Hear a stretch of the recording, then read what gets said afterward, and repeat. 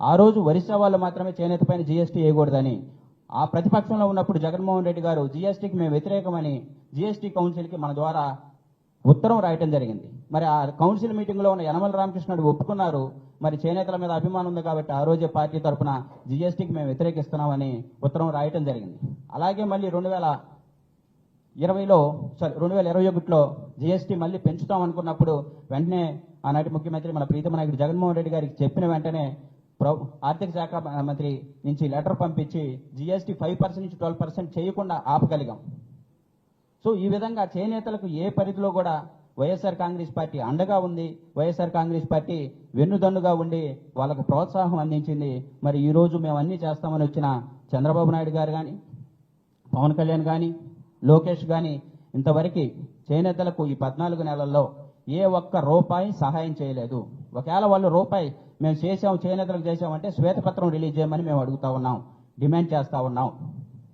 నేతన్న నేస్తం ఇస్తామని చీరాల సభలో ప్రకటించిన చంద్రబాబు నాయుడు ఇంతవరకు దాని గురించి ఊసెత్తట్లేదు. అలాగే 200 యూనిట్లు ఉచిత విద్యుత్ ఇస్తామంటున్నారు. 200 యూనిట్లు ఉచిత విద్యుత్ ఇస్తామని జీవో అయితే రిలీజ్ చేసి దాదాపు 6 నెలలు అయింది. ఇంతవరకు దానికి గతి లేదు. దాని గురించి పార్టీ తరఫున మేము ప్రస్తావిస్తే ఈ రోజుకు వాళ్ళు మేము 200 యూనిట్లు ఇస్తామనేది చేస్తా ఉన్నారు. అందుట్లో ఏంటంటే జీవోలోనే వాళ్ళు ఏం పెట్టారు, ట్రాన్స్పోర్ట్ డిపార్ట్మెంట్తో మాట్లాడి ట్రాన్స్పోర్ట్ డిపార్ట్మెంట్ మాకు బడ్జెట్ ఇస్తే మేము చేయగలుగుతామనేది జీవోలోనే లిటిగేషన్ పెట్టారు.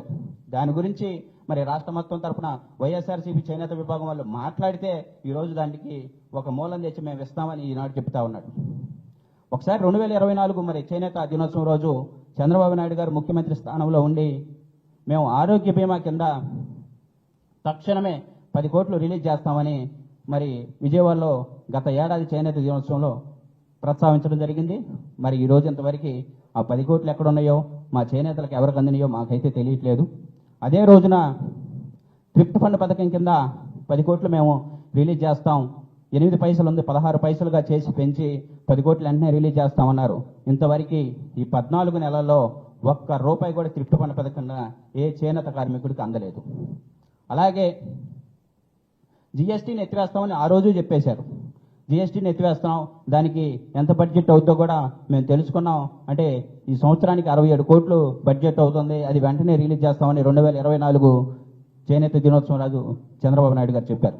ఇంతవరకు దాని గురించి ప్రస్తావన లేదు. మళ్ళీ అవే హామీలు ఈ ఏడాది చేనేత దినోత్సవం రాగానే జీఎస్టీ ఎత్తివేస్తున్నాం, 200 యూనిట్లు అమలు చేస్తాం, థ్రిఫ్ట్ ఫండ్కి 5 కోట్లు ఇస్తున్నాం అన్నారు.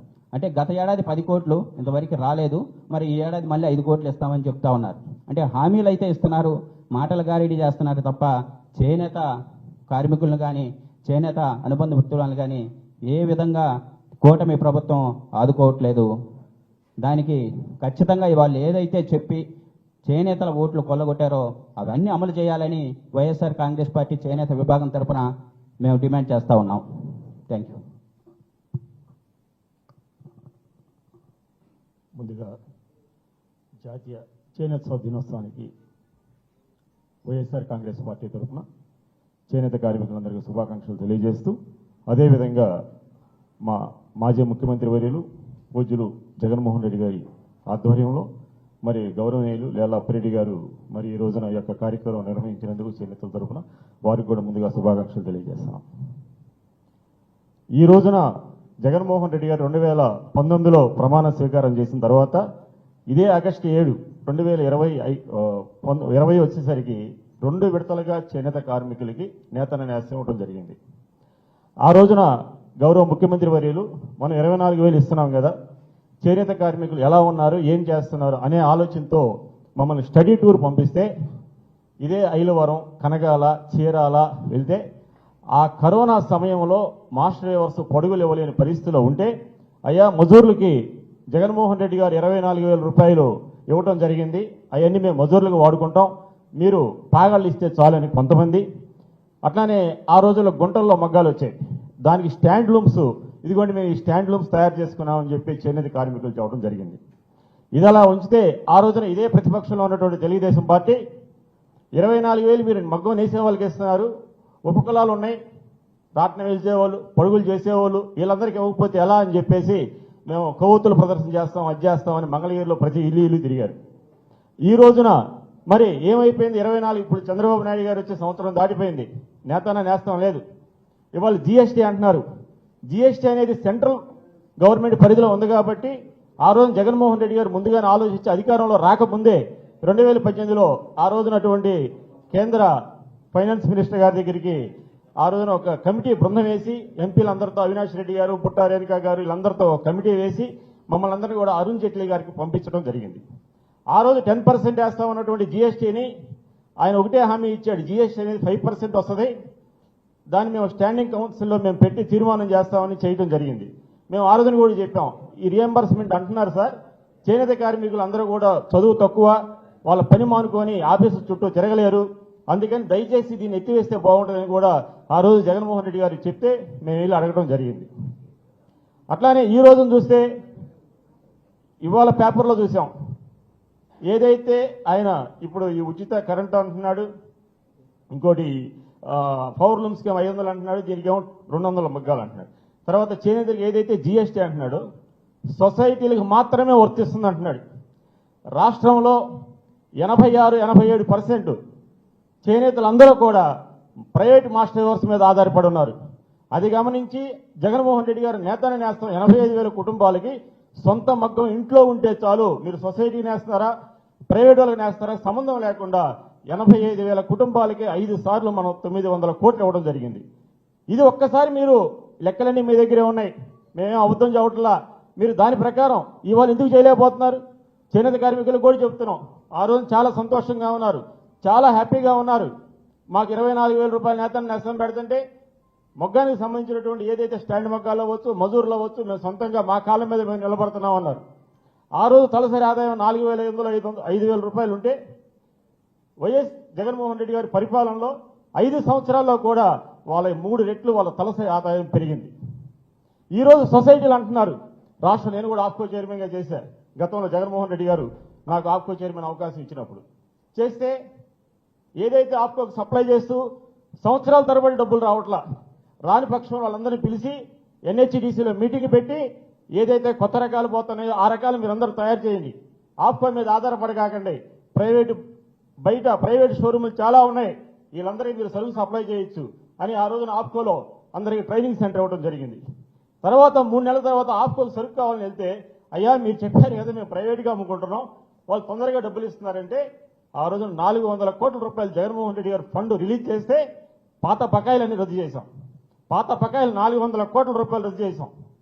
అదే రోజున గత ప్రభుత్వంలో తెలుగుదేశం పార్టీ ఉన్నప్పుడు ఏదైతే ముడి సరుకు ఆప్కోలో పేరుకుపోయిందో అదంతా జగన్మోహన్ రెడ్డి గారు 100 కోట్ల రూపాయలు మాస్కులు కొని ఆ పేమెంట్ కూడా ఆప్కోకి ఇవ్వడం జరిగింది. ఇవాళ ఉన్న సొసైటీలు మొత్తానికి పాత బాకీలు మొత్తం తీర్చాం. ఇదే నేషనల్ హ్యాండ్లూమ్ డే 2023లో పార్టీ సెంట్రల్ ఆఫీసులో మీటింగ్ పెడితే సొసైటీ వాళ్ళంతా వచ్చి 1977 ఆప్కో పుట్టిన తర్వాత మార్చి 31 బ్రాట్ ఓవర్ లేనిది ఒక వైఎస్ఆర్ కాంగ్రెస్ పార్టీలోనే అని ఆ రోజున సొసైటీ వాళ్ళు అందరూ కూడా చెప్పడం జరిగింది. అక్కడ కులం చూడలా, మతం చూడలా, పార్టీ చూడలా, ఎవరెవరికైతే బాకీలు ఉన్నాయో అందరూ కూడా మేము చేయడం జరిగింది. అట్లానే ఆప్కో సేల్స్ పెరిగితే సొసైటీలకు పని పెరిగిద్దని తిరుపతిలో లేపాక్షి పక్కన షోరూమ్, అట్లానే కడపలో 3 అంతస్తుల ఓన్ బిల్డింగ్, అట్లానే తిరుపతి ఎయిర్పోర్ట్, విజయవాడ ఎయిర్పోర్ట్, విజయవాడలో, గుంటూరులో, ఒంగోలులో అత్యాధునికమైనటువంటి షోరూములు కూడా పెడతాం జరిగింది. ఇటువంటి కార్యక్రమాలు మీరు ఏదైనా సరే చేసి ఉంటే మీరు ఏదైనా శ్వేతపత్రం రిలీజ్ చేయండి. మా సోదరుడు అన్నట్టుగా మేము చేసింది ఇది. అదే రాజశేఖర రెడ్డి గారి మీద ఎందుకు ఇంత గౌరవం అంటే ఎక్సైజ్ డ్యూటీ 11.3% వేస్తే ఆ రోజు సెంట్రల్ గవర్నమెంట్ అక్కడ ఉన్న ఆఫీసర్స్ని మంగళగిరి తీసుకొచ్చి ఒకే రోజుతో 11.3 ఎక్సైజ్ డ్యూటీ చేనేతలు ఏదైతే ఇస్తున్నారో హ్యాండ్ క్యారీ మీద రద్దు చేయడం కూడా జరిగింది. ఈ కార్యక్రమాలు చెప్పుకోవడానికి మాకు చాలా ఉన్నాయి, కానీ మేము ఒకటే మిమ్మల్ని అడుగుతున్నాం, మళ్ళీ ఈ రోజు కూడా మీరు నేతన నేస్తం లేదు, పైపెచ్చి జీఎస్టీ రద్దు అంటున్నారు. ఆ జీఎస్టీ కూడా సొసైటీలు అంటున్నారు. సొసైటీలు నడుస్తున్నాయి గుంటూరు, కృష్ణా, పశ్చిమ గోదావరి, తూర్పు గోదావరి జిల్లాలో మాత్రమే సొసైటీలు నడుస్తున్నాయి. తక్కిన ఎక్కడ కూడా మా అబ్జర్వేషన్లో సరిగ్గా సొసైటీలు నడవట్లా. వాళ్ళకి మీరు జీఎస్టీ రద్దు చేయడం ఏంటి? ప్రైవేట్ మాస్టర్ వర్క్స్కి ఇవ్వండి. రంగు, నూలు, రసాయనాలు, మజూర్లు కలిపితే 50% సగభాగం ఇవి ఉంటాయి.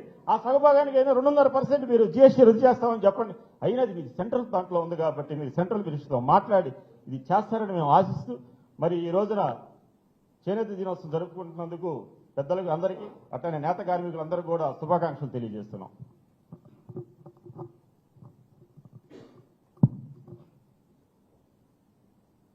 జాతీయ చేనేత దినోత్సవ కార్యక్రమాన్ని పురస్కరించుకొని వైఎస్ఆర్ కాంగ్రెస్ పార్టీ ప్రీతమ నాయకులు జగన్మోహన్ రెడ్డి గారి ఆదేశాల మేరకు ఈరోజు పార్టీ కేంద్ర కార్యాలయంలో చేనేత రంగానికి సంబంధించినటువంటి అనేక మంది పెద్దల సమక్షంలో కార్యక్రమాన్ని నిర్వహిస్తున్నాం. ఇదే సందర్భంలో రాష్ట్రంలో ఉన్నటువంటి చేనేత సోదరులందరికీ కూడా హృదయపూర్వకమైనటువంటి శుభాకాంక్షలు కూడా తెలియజేస్తా ఉన్నాం. పెద్దలు మాట్లాడారు. ఎందుకంటే వైఎస్ఆర్ కాంగ్రెస్ పార్టీగా 5 సంవత్సరాల కాలంలో జగన్మోహన్ రెడ్డి గారు తీసుకున్నటువంటి కార్యక్రమాల గురించి, దాంతోపాటుగా 2014 నుంచి 19 వరకు పరిపాలన చేసినటువంటి చంద్రబాబు నాయుడు పరిపాలన, ఆ తర్వాత తిరిగి 2024 నుంచి ఈ 14 నెలల కాలంలో ఈ రాష్ట్రంలో వాళ్ళు చేసినటువంటి పరిపాలనలో చేనేతలకు జరుగుతున్నటువంటి అన్యాయాలపైన, వాళ్ళు ఇచ్చినటువంటి వాగ్దానాల్ని తుంగలో దుక్కినటువంటి వైనం పైన విపులీకరంగా చెప్పినటువంటి మాట. అందుకే నేను వాటి జోలికి పోదలుచుకోలేదు. ఒకటైతే మాత్రం చాలా స్పష్టం,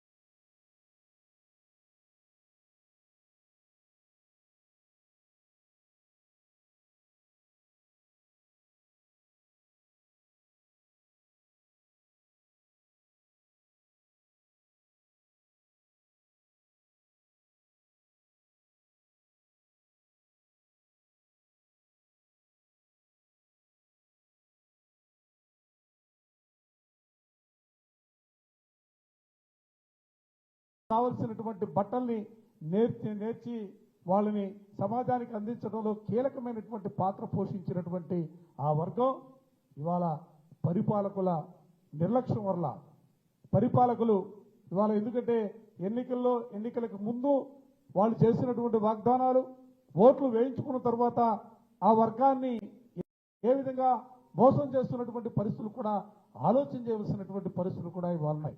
2014లో చెప్పారు, సేమ్ రిపీట్, చేనేతలకి జీఎస్టీ రద్దు చేస్తా, ఉచిత విద్యుత్ ఇస్తా, అనేక రకాలుగా వాళ్ళని ఆదుకోవడానికి అనేక రకాలుగా ప్రయత్నాలు చేస్తానని చెప్పినటువంటి ప్రభుత్వం ఆ రోజు చేనేత వర్గానికి రాష్ట్ర వ్యాప్తంగా కేటాయించినటువంటి నిధులు ఇందాక చెప్పినట్లుగా సుమారు 450 కోట్లు నిధులు కేటాయించినటువంటి పరిస్థితులు ఉన్నాయి.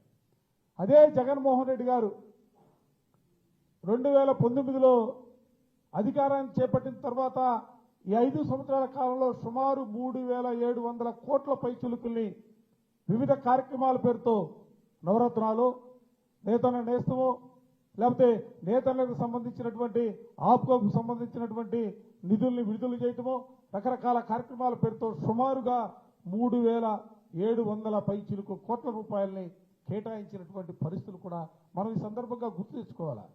ఎందుకంటే మారుతున్నటువంటి సమాజంలో ఇవాళ ఎందుకంటే అనేక రకాలుగా మిషన్స్ వచ్చేసాయి. మిల్లుల్లో వస్త్రాలు తయారవుతున్నటువంటి పరిస్థితుల్లో కొంత భారం అయినప్పుడు కూడా, ఎందుకంటే ఈ వృత్తిని కాపాడాలా, ఈ వృత్తిని కాపాడినప్పుడే సమాజంలో, ఎందుకంటే ఈ వృత్తిలో ఉన్నటువంటి వాళ్ళందరూ కూడా సామాన్యమైనటువంటి జీవితం కలిగే పేద వర్గాలకు సంబంధించినటువంటి వ్యక్తులుగా ఉన్నటువంటి పరిస్థితుల్లో ఈ వృత్తిని కాపాడటం కోసం జగన్మోహన్ రెడ్డి గారు తీసుకున్నటువంటి కార్యక్రమాలు ఇందాకే చెప్పారు. నేతన్న నేస్తం భారతదేశంలో ఎక్కడా కూడా లేదు. ఒక్క ఆంధ్ర రాష్ట్రంలోనే జగన్మోహన్ రెడ్డి గారు ఎన్నికల మేనిఫెస్టోలో చెప్పినటువంటి మాట కట్టుబడి ఒక్కొక్క కుటుంబానికి 5 సంవత్సరాల కాలంలో 1,20,000 రూపాయల్ని ఇచ్చినటువంటి పరిస్థితులు కూడా ఈ సందర్భంగా గుర్తు చేస్తా ఉన్నాం. మిత్రులు మోహన్ రావు గారు ఉన్నారు ఆప్కో చైర్మన్ గా ఆయన హయాంలోనే ఈ రాష్ట్రంలో అనేక ప్రాంతాల్లో ప్రభుత్వమే అవుట్లెట్ని ప్రారంభించి ప్రజలకి దగ్గరగా ఈ వస్త్రాలని కూడా అమ్ముకోవడానికి ఒక ఏజెన్సీని పెట్టి ప్రజలకు అందుబాటులో ఉంచినటువంటి వైనం కూడా ఈ సందర్భంగా గుర్తు తెచ్చుకోవాలా. అదే పరిస్థితుల్లో ఎందుకంటే అధికారంలో ఉన్నా అధికారంలో లేకున్నా వైఎస్ఆర్ కాంగ్రెస్ పార్టీ నేతన్నల అభివృద్ధి పట్ల ప్రత్యేకమైనటువంటి చిత్తశుద్ధి కలిగినటువంటి పార్టీగా వాళ్ళ ప్రయోజనాలను కాపాడటంలో తప్పనిసరిగా, ఎందుకంటే ఇవాళ రాష్ట్ర ప్రభుత్వం పదే చెబుతున్నటువంటి జీఎస్టీ రద్దుకు సంబంధించి కానీ, ఉచిత విద్యుత్తు కాగితాల మీద ఉంటాయి, ఎక్కడా కూడా ప్రాక్టికల్ గా జరుగుతున్నటువంటి పరిస్థితి లేదు. అదేవిధంగా వాళ్ళకి రావాల్సినటువంటి రాయితీలు అన్నింటిలో కూడా తప్పనిసరిగా నేతలతో పాటుగా ఈ ప్రభుత్వం మీద ఒత్తిడి తీసుకొచ్చే కార్యక్రమంలో వైఎస్ఆర్ కాంగ్రెస్ పార్టీ ముందుంటుందన్న అంశాన్ని కూడా ఈ సందర్భంగా చెబుతూ జగన్మోహన్ రెడ్డి గారు ఒకటే ఒక మాట, ఎందుకంటే ఆయన ఎప్పుడు చెప్పినా కూడా చేనేతలకు సంబంధించినటువంటి జీవన విధానానికి సంబంధించి పార్టీకి సంబంధించి కానీ ప్రభుత్వంలో ఉన్నప్పుడు కానీ ఎప్పటికప్పుడు కూడా వాళ్ళ జీవన విధానం ఏ విధంగా కొనసాగుతూ ఉంది, ఇంకా మెరుగైనటువంటి జీవన విధానాన్ని కొనసాగించడానికి మనం ఏమేమి చేయాలన్న అంశాలపైన ప్రత్యేకమైనటువంటి అధ్యయన కమిటీలు నియమించి ముందుకు సాగినటువంటి పరిస్థితులు కూడా ఈ సందర్భంగా గుర్తు చేస్తూ తప్పనిసరిగా చేనేత వర్గానికి సంబంధించి నేతలకి వైఎస్ఆర్ కాంగ్రెస్ పార్టీ పూర్తి స్థాయిలో వాళ్ళకి అందుబాటులో ఉంటుంది, వాళ్ళకి తోడుగా ఉంటుంది.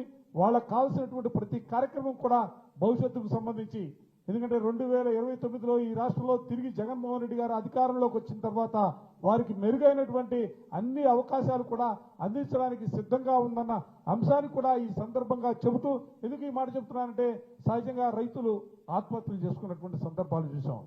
తర్వాత చేనేతలు కూడా అనేక సందర్భాల్లో ఆత్మహత్యలు చేసుకున్నటువంటి పరిస్థితులు కూడా చూస్తా ఉన్నాం. అటువంటి పరిస్థితులు ఉన్నప్పుడు మేము ఒకటే ధైర్యంగా ఉండండి, ఎవరు కూడా అధైర్యపడవలసినటువంటి పరిస్థితి లేదు. మీకు తోడుగా వైఎస్ఆర్ కాంగ్రెస్ పార్టీ ఉంది.